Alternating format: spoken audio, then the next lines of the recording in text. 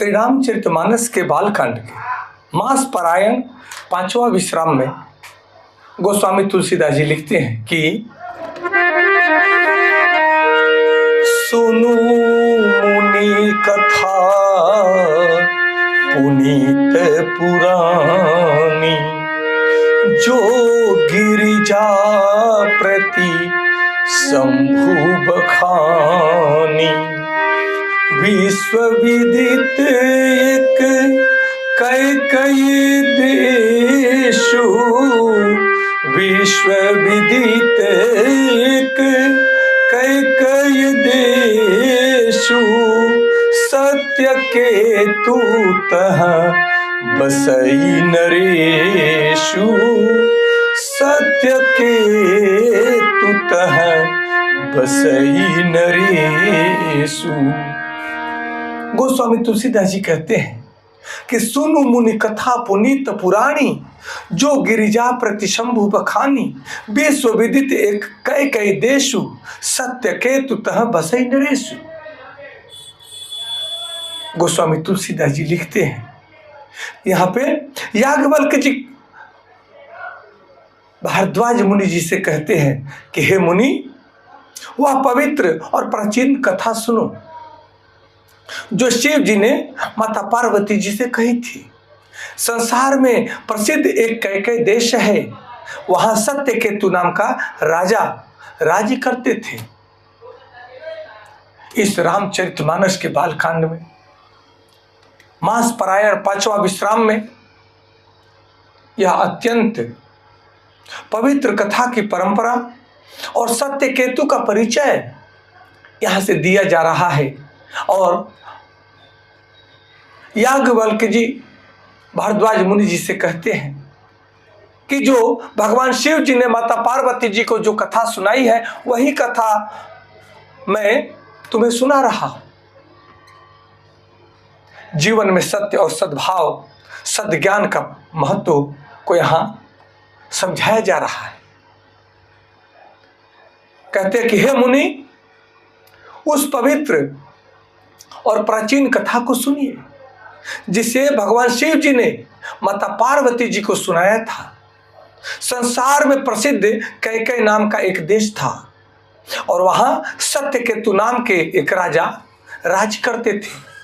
अगर पहले दृष्टि में देखा जाए तो यह केवल एक कथा का अगला प्रसंग कहा जा सकता है, परंतु यदि हम थोड़ा गहराई से विचार करेंगे तो इस छोटी सी चौपाई में ज्ञान की परंपरा, कथा की पवित्रता, सत्य का महत्व और जीवन के आदर्श को बहुत ही सुंदर ढंग से सजाने का प्रयास किया गया है। यहां पे गोस्वामी तुलसीदास जी लिखते हैं कि सुनु मुनि कथा पुनीत पुरानी, अर्थात हे मुनि, उस पवित्र और प्राचीन कथा को सुनो। यह दो शब्द बहुत ही महत्वपूर्ण है, पुनीत और सुहानी।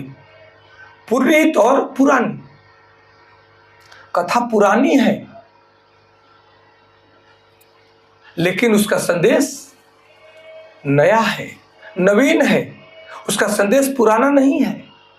उसका संदेश आज भी उतना ही प्रासंगिक है, उतना ही महत्वपूर्ण है जितना हजारों वर्ष पहले था। क्योंकि मनुष्य की मूल समस्याएं आज भी वही की वही हैं। वही समस्या उस समय थी, वही समस्या आज भी है। आज भी मनुष्य के अंदर अहंकार है, लोभ है, क्रोध है, मोह है, ईर्ष्या है, द्वेष है, छल है, कपट है, असत्य है। परंतु समय बदल गया, पर मनुष्य के भीतर का जो भाव है, जो मनुष्य के अंतःकरण का जो संघर्ष है, द्वंद्व है, वह आज भी वैसे ही बने हुए हैं। इसलिए आज भी राम कथा उतना ही प्रासंगिक है जितना हजारों वर्ष पहले था। आज राम कथा ही मनुष्य के जीवन को, मनुष्य के अंतःकरण को शुद्ध करने का एकमात्र उपाय है। इस राम कथा के पवित्र और पुनीत सिद्धांतों से मनुष्य अपने जीवन के अंदर सुख समृद्धियों का समागम कर सकता है। अपने मन के अंदर जो उसके अंतःकरण में काम, क्रोध, मोह, लोभ, ईर्ष्या, द्वेष, अहंकार, छल, कपट जो भरे हुए हैं, उसको धो सकता है। और उसको साफ करने का उपाय एकमात्र श्री राम कथा है। ज्ञान की परंपरा का सम्मान यहां किया गया है। यह कथा भगवान शिव जी ने माता पार्वती जी को सुनाई थी। इससे हमें भारतीय ज्ञान परंपरा का एक सुंदर स्वरूप दिखाई देता है कि ज्ञान केवल पुस्तक में बंद रहने वाली वस्तु नहीं है, बल्कि ज्ञान एक हृदय से दूसरे हृदय में प्रवेश कराया जाता है। एक हृदय से दूसरे हृदय तक पहुंचने की सामग्री है। ज्ञान गुरु से शिष्य तक, माता पिता से बच्चों तक, संतों से समाज तक और अनुभव से अगली पीढ़ी तक उस अनुभव को पहुंचाने का ये परंपरा, ये भारतीय ज्ञान परंपरा सदियों से, युगों युगों से चलती आ रही है। इसीलिए भगवान श्री कृष्ण जी भी अर्जुन से कहते हैं कि हे अर्जुन, जिस श्रीमद् भागवत गीता के सिद्धांत को मैं तुम्हें सुना रहा हूं, वह सर्वप्रथम सूर्य को सुनाया था हमने। सूर्य ने अपने पुत्र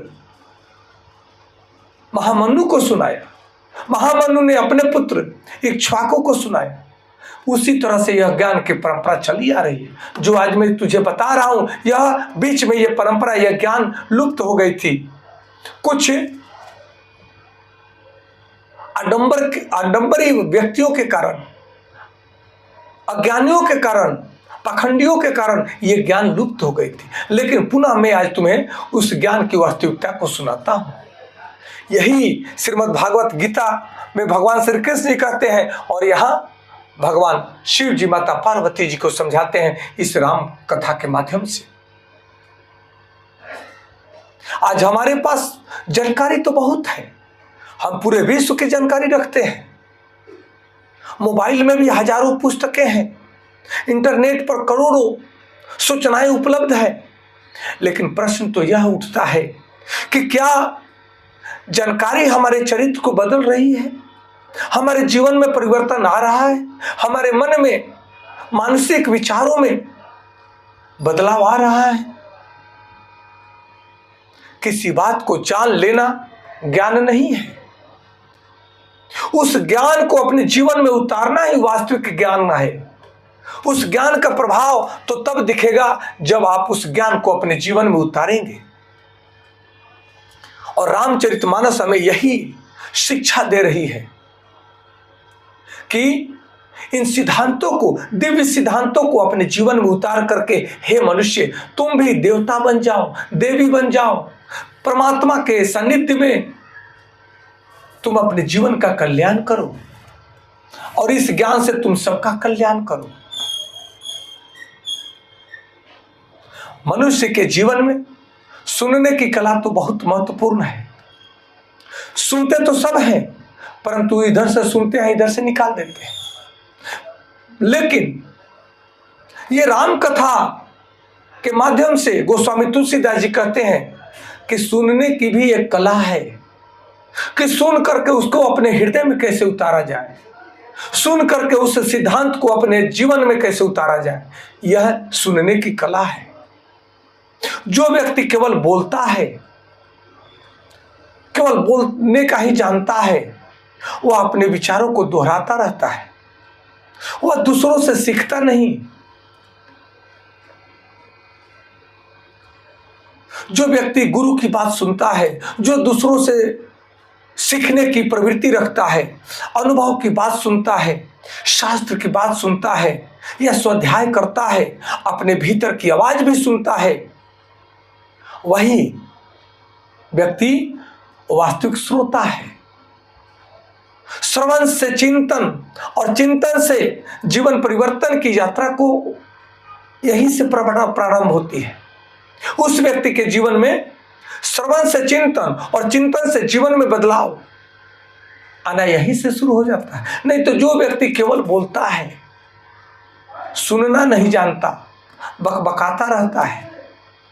वह न कुछ सुन पाएगा, न कुछ सीख पाएगा, और न को उसके जीवन में कभी बदलाव आ सकेगा। इस बात को समझने की आवश्यकता है। यहाँ पे भगवान की बातों को यहाँ पे कहते हैं कि सत्यकेतु नाम के एक राजा रहते थे, जो सत्यकेतु तह बसई नरेशु, अर्थात वहां सत्यकेतु नाम के राजा रहते थे। नाम है सत्यकेतु, सत्य प्लस केतु, अर्थात सत्य अर्थात ध्वज, यानी सत्य का ध्वज लेकर के चलने वाला वह प्रतीक है, सत्य का प्रतीक। उस राजा का भी नाम सत्य का प्रतीक है। तो हम इस नाम से एक सुंदर जीवन संदेश के रूप में इसे ग्रहण करेंगे। तो जिसके जीवन की पहचान सत्य हो, धर्म हो, वही वास्तव में श्रेष्ठ नेतृत्व कर सकता है। इस राजा के नाम तो सुनना ही है, राजा के नाम तो वास्तविक है, लेकिन राजा के नाम के अर्थ को समझ करके आप और हम अपने जीवन में उसके अर्थ को उतारेंगे तो हम भी श्वेत केतु की तरह, सत्य केतु की तरह सत्य और धर्म के ध्वजरोहक बन जाएंगे। राजा के पास शक्ति होती है, धन होता है, संपत्ति होती है, सेना होती है, लेकिन यदि सत्य न हो तो उसकी सत्ता ज्यादा दिन टिकाऊ नहीं हो सकती है। इस बात को समझना है। आज राजा का अर्थ केवल सिंहासन पर बैठने वाला व्यक्ति का ही नहीं है।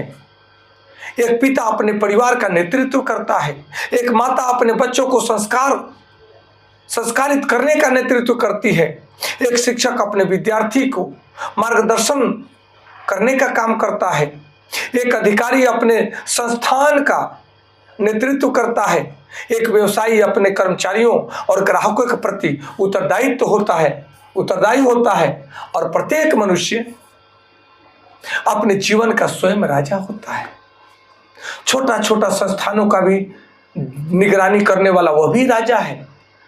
परिवार का राजा माता पिता होते हैं, दादा दादी होते हैं। इसलिए प्रश्न यह है कि हमारे जीवन की पहचान क्या है? क्या हमारे जीवन का पहचान केवल धन है, पद है, प्रतिष्ठा है, या सत्य है?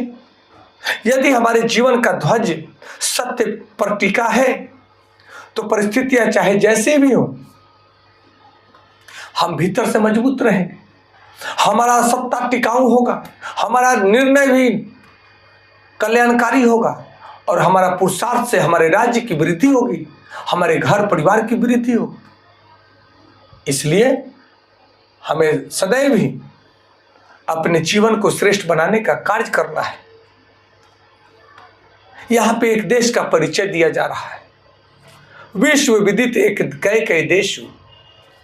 इससे हमें यह भी समझना चाहिए कि मनुष्य केवल अकेली इकाई नहीं है, वह परिवार का हिस्सा है, वह समाज का हिस्सा है, वह राष्ट्र का हिस्सा है, और अंततः वह संपूर्ण सृष्टि का हिस्सा है। कोई भी व्यक्ति अकेले नहीं है, वह उसके साथ बहुत से लोग होते हैं और वह बहुत से संस्थानों का हिस्सा होता है। इसलिए हमारा आचरण केवल हम तक ही सीमित न हो, इसका हमें ध्यान रखने की आवश्यकता है। एक अच्छे व्यक्ति से परिवार में बहुत बड़ा बदलाव आता है, एक अच्छे परिवार से समाज में बदलाव आता है, और एक अच्छे समाज से अच्छा राष्ट्र का निर्माण होता है। इस भाव को समझना है। कई देश बाहर भी है, सत्य केतु राजा भी बाहर हो सकते हैं, बाहर हैं, लेकिन साधक के लिए प्रश्न यह है कि मेरे भीतर का राजा कौन है? मेरे भीतर शासन करने वाला वो कौन कर रहा है? क्या मैं सत्य और धर्म के शासन में हूं, या मैं लोभ लालच के शासन में हूं, क्रोध अहंकार के शासन में हूं? इस बात को समझने की आवश्यकता है। इसलिए कई देश के राजा सत्य केतु का यहाँ पे शुरुआत हुआ है, इस कहानी का शुरुआत हुआ है। इसके साथ साथ में अब हम दूसरे दोहा चौपाई पे चर्चा करेंगे। तब तक आप सबको कोटि कोटि नमन। हर हर महादेव।